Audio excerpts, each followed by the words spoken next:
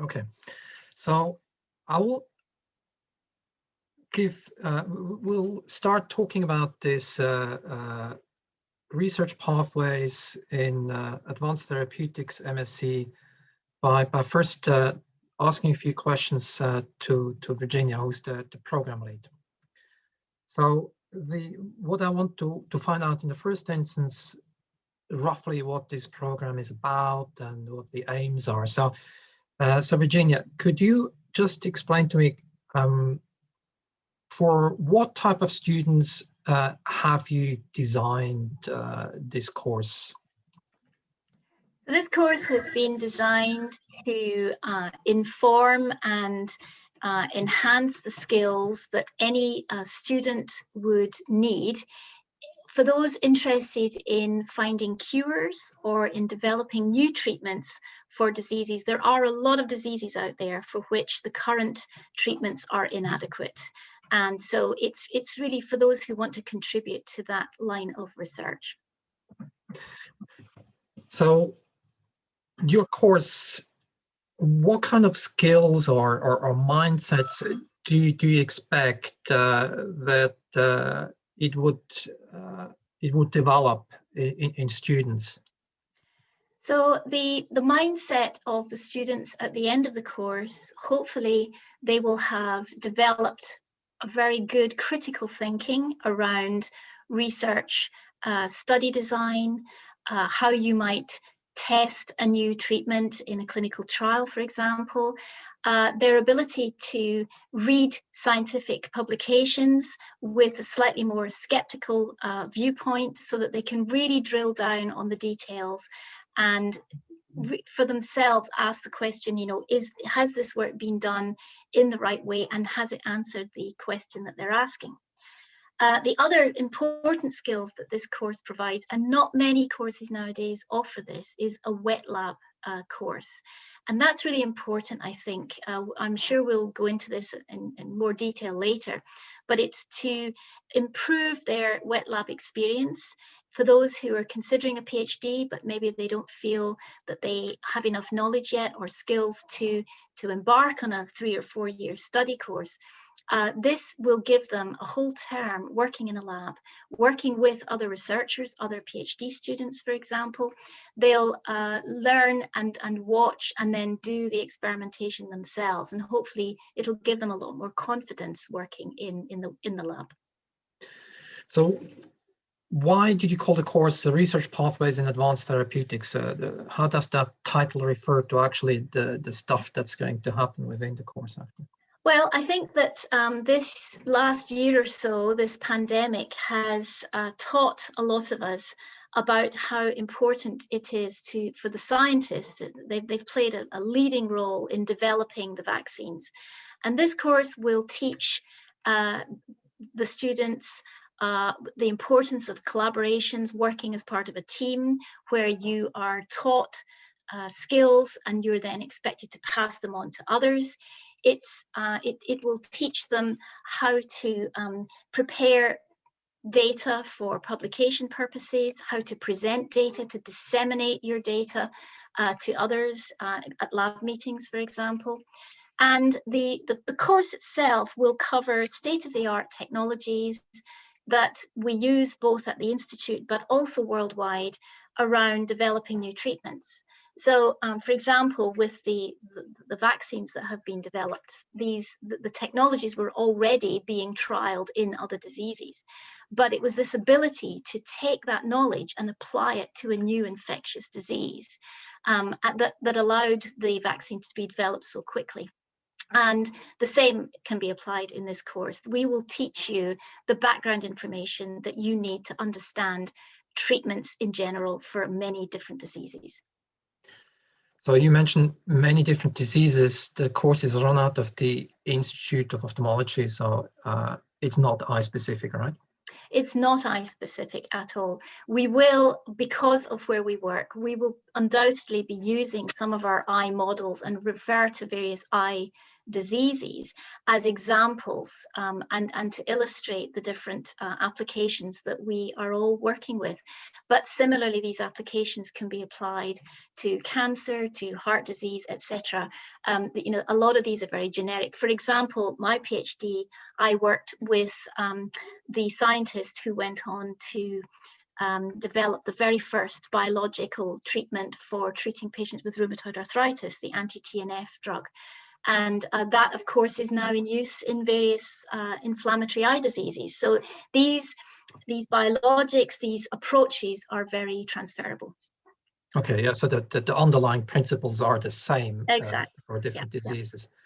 So for students who complete this course, what kind of career paths or job opportunities do you see for them? Well, I think obviously a PhD, which I mentioned before, PhD is an option. Many of them will be considering taking their research career further, and hopefully combined with the lab-based skills, but also the pure science that they'll get, it will give them an idea of exactly what it might be like to do a PhD. But on top of that, we work at the Institute with a lot of pharmaceutical companies. We test their treatments. We help collaborate with them in terms of developing new applications for their treatments. And so pharma are always recruiting scientists. They need their own core scientists to advise in-house. And there are a lot of job opportunities for undergraduates and postgraduates in that line. And then, of course, clinical trial units around the world, several in the UK run by the NHS, and most hospitals have them nowadays. They need to hire people who have a good, solid understanding of what regulatory processes you need to go through, what skills you need to have, how to design clinical trials, and the paperwork that's involved. So again, that they're a big recruiter for those interested in that line of work. Okay, thanks. So with regards to future jobs, I just want to kind of figure out a little bit how you as a PI feel how much a MSc is worth versus a BSc when you receive job applications. When you, for example, when you recruit for your lab for research assistants or PhD positions, how much value do you put on having a MSc on top of a BSc? So I look at students, their CVs very carefully, and I'm looking for students who have gone that little bit further than a BSc, whether it's taking on volunteering work or placement in a lab. But importantly, since the work that I do is very lab-based, I need them to understand what a flow cytometer does, for example, and they can only get that through really being very interested in the lab technologies that are around. So a master's course, MSc students do have a lot more confidence and a lot more background knowledge than you would get in an undergraduate course, where they may have done one module which has mentioned flow cytometry, for example. And so I think the master's course really gives them that confidence and conviction to jump into the project, not spend a lot of time having to train up and learn necessarily when they're struggling with the concepts.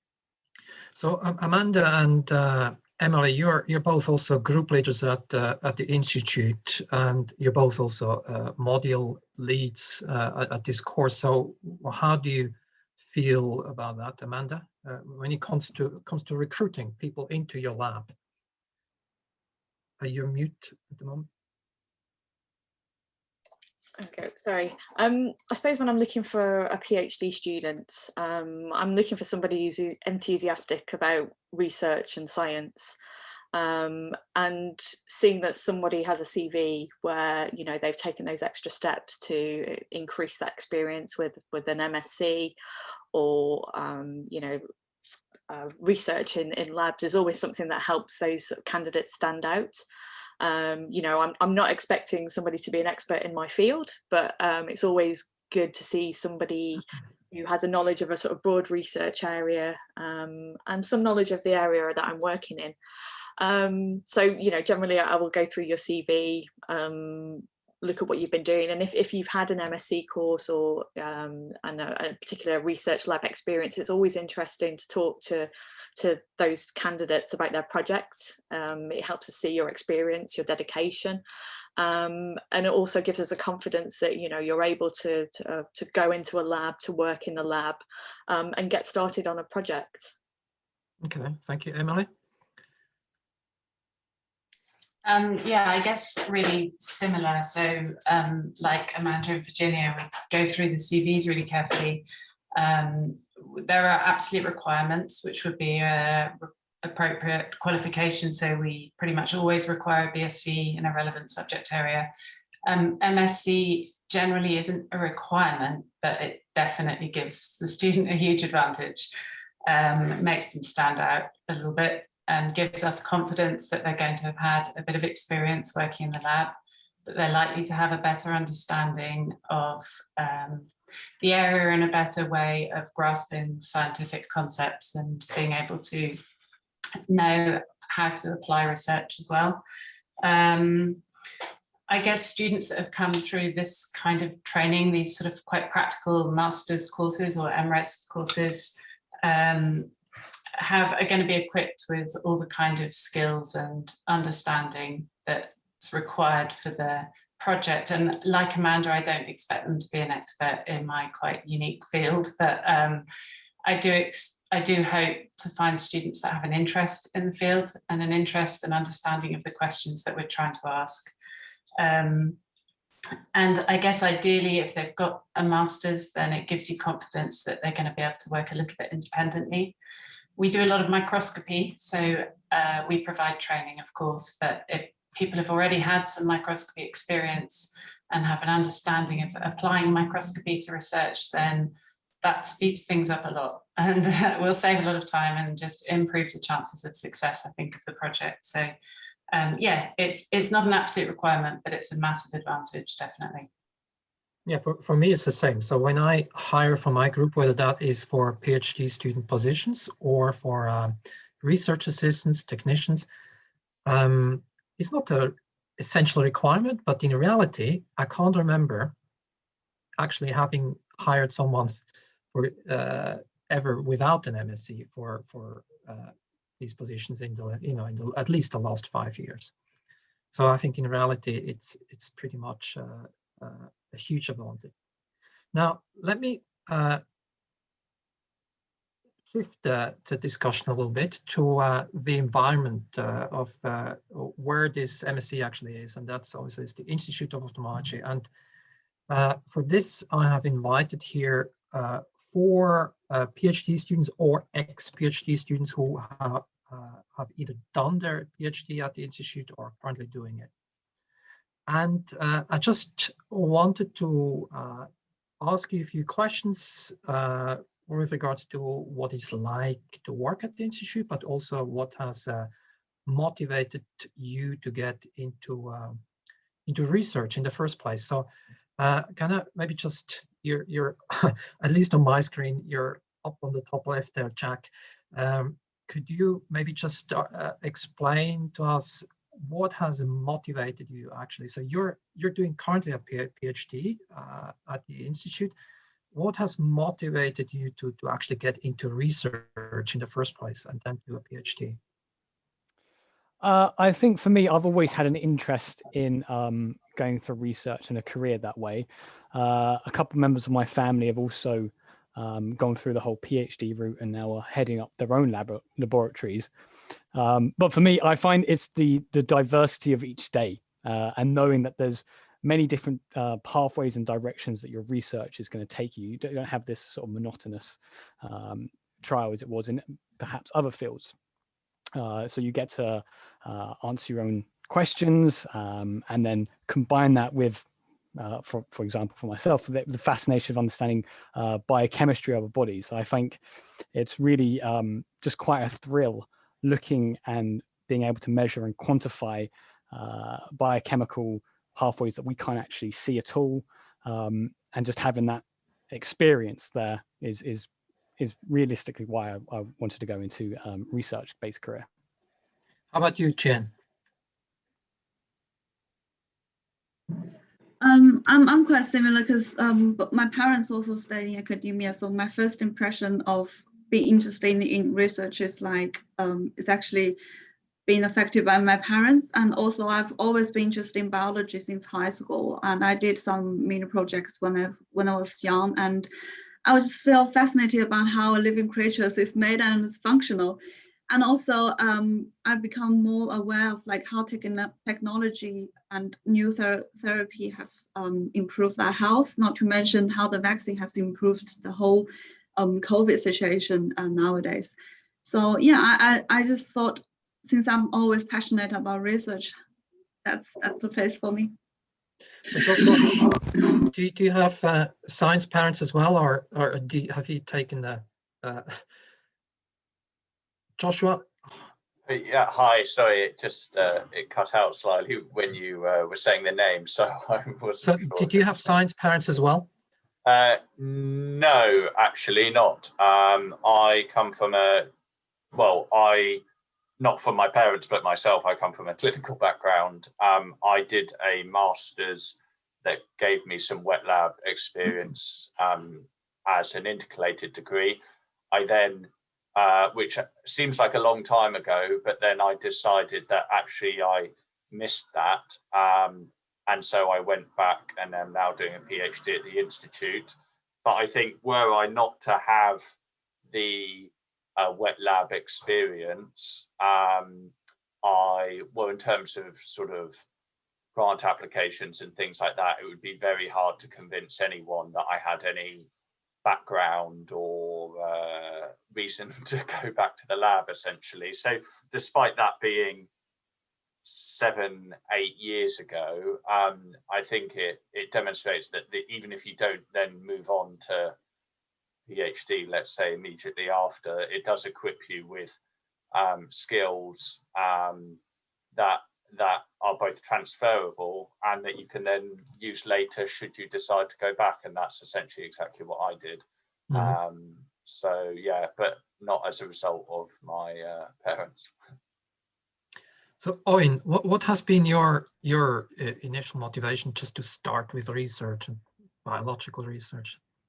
Sure. So it started whenever I was doing my bachelor's. It was mostly, as you all know, mostly theoretical knowledge. So I wished to apply that.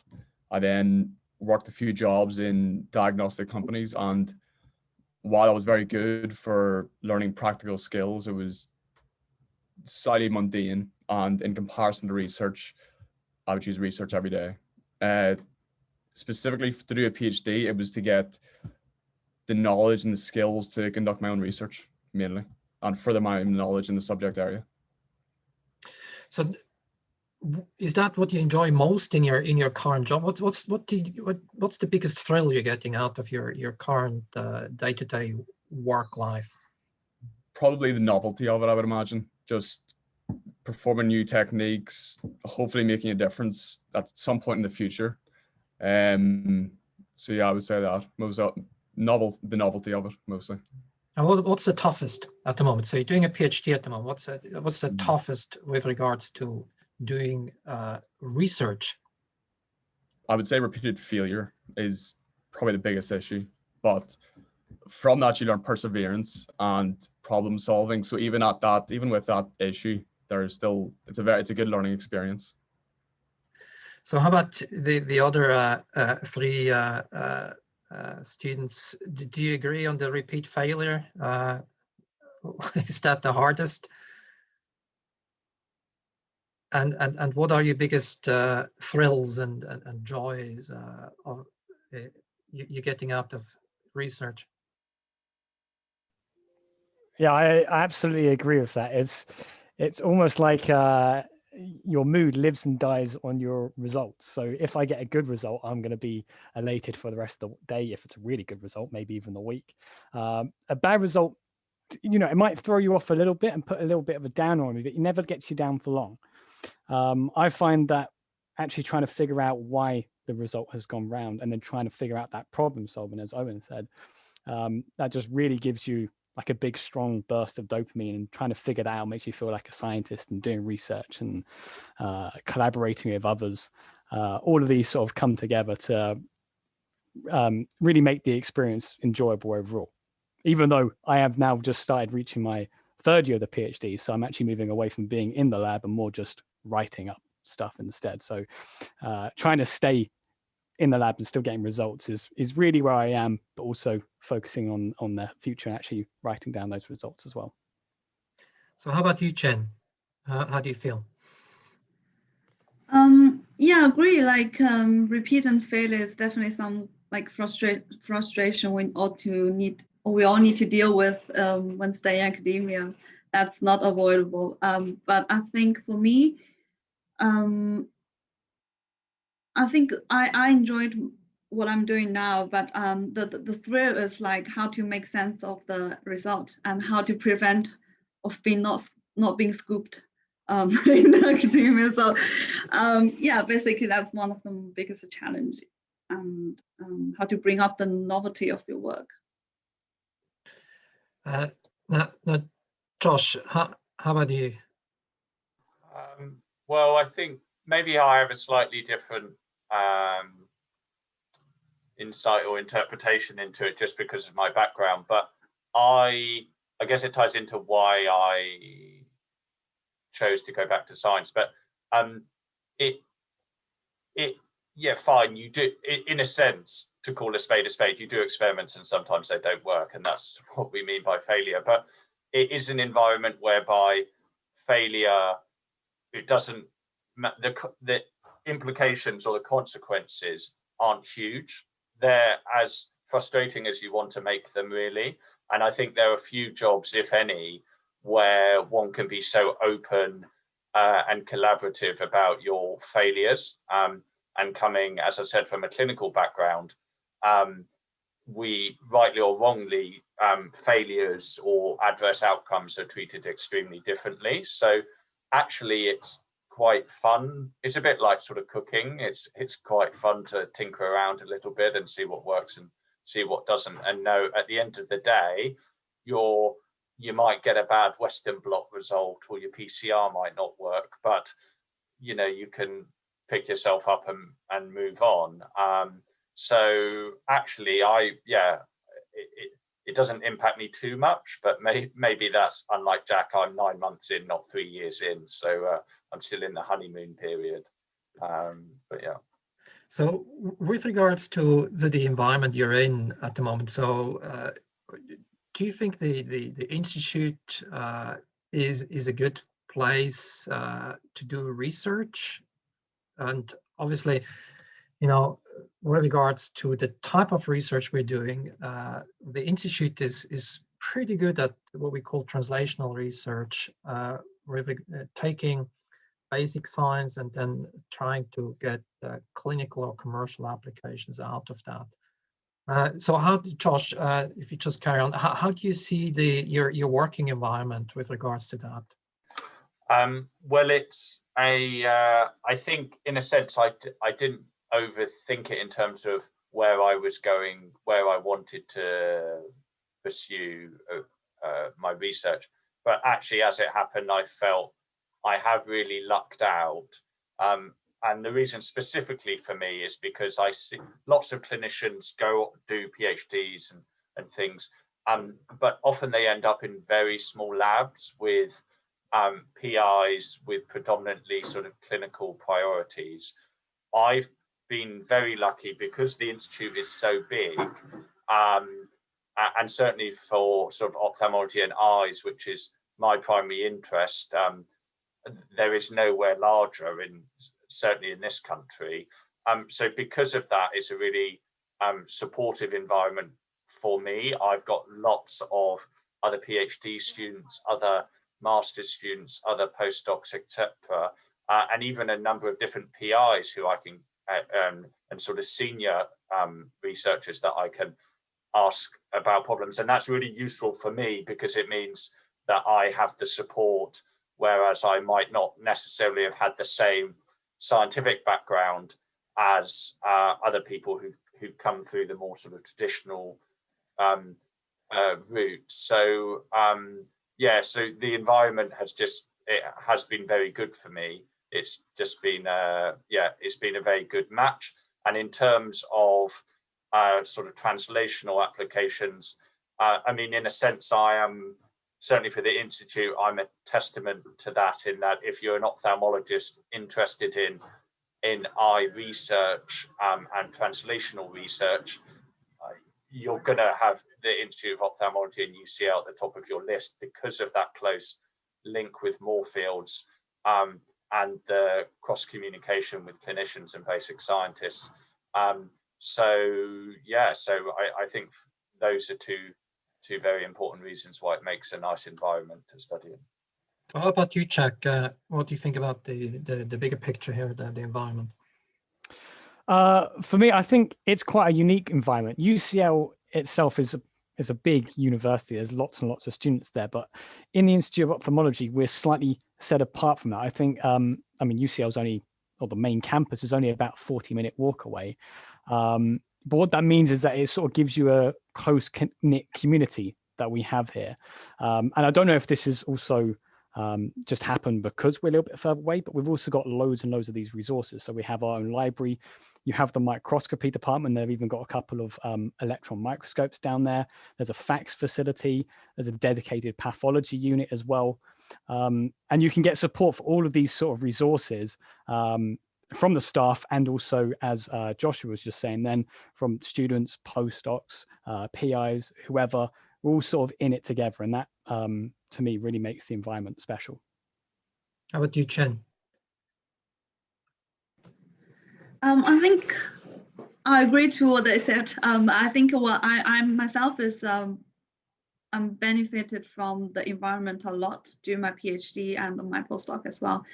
Basically, I feel being very supported, as they mentioned, like scientifically, you can always find an expert in the building, and there is always people there out there that you can search help for.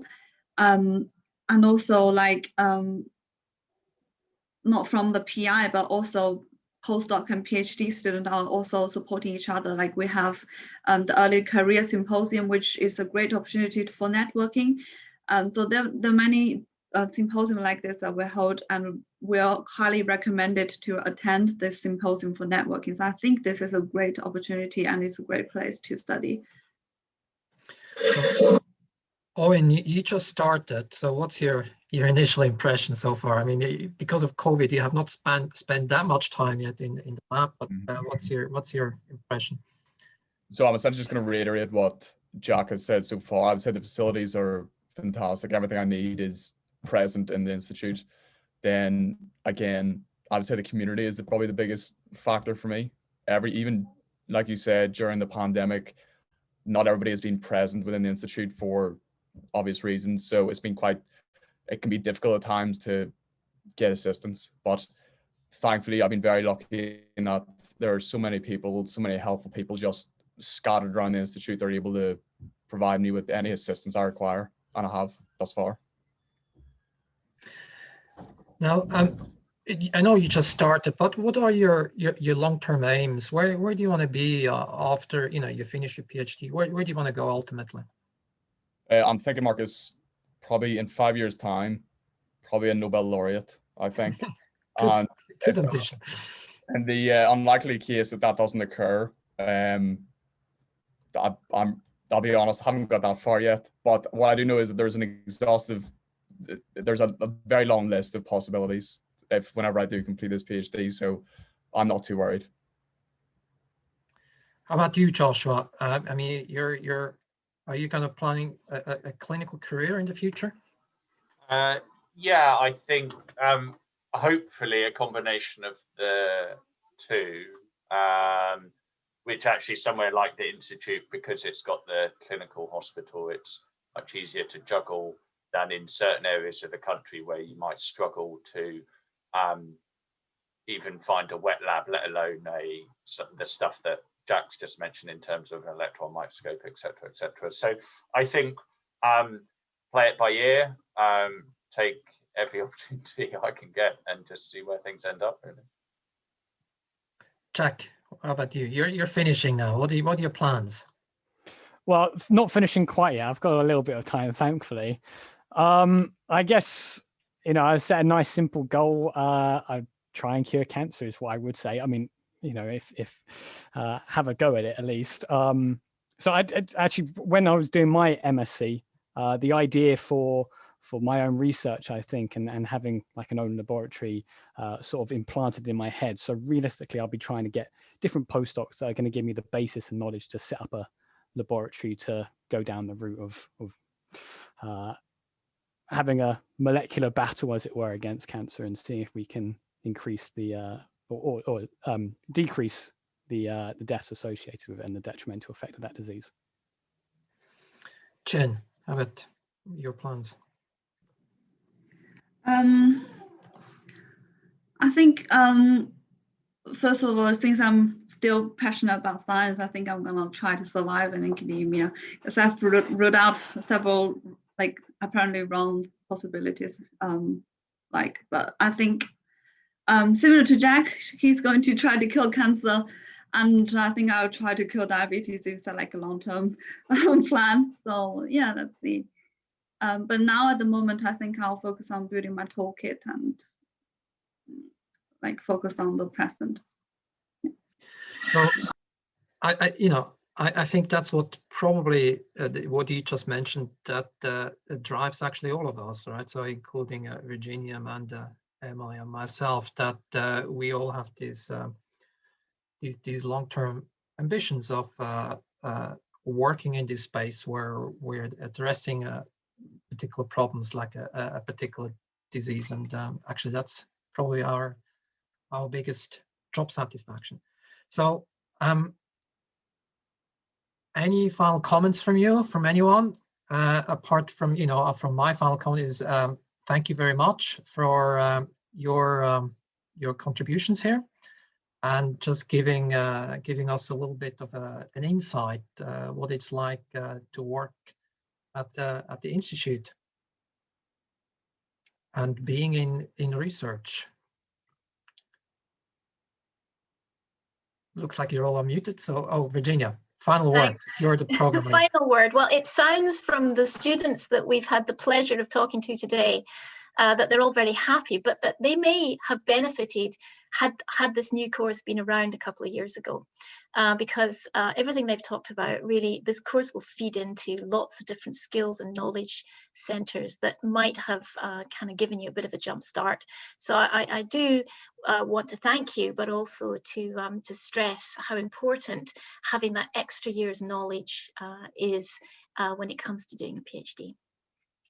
Yes, and with regards to the kind of final outcomes, I also want to stress that very often people entering research, particular academic research, are very focused on these particular career paths, but there are so many other career opportunities within the bioscience space, and it's something we at the Institute are trying to very much encourage, to make people aware of the different career paths that are open to you, whether you're at MSc level or PhD level. So I think personally, I think it's the best job in the world to work in bioscience. But I guess that's why all of us ultimately have chosen this area to work in it. So thank you all, and have a nice afternoon. Thank you. Thanks.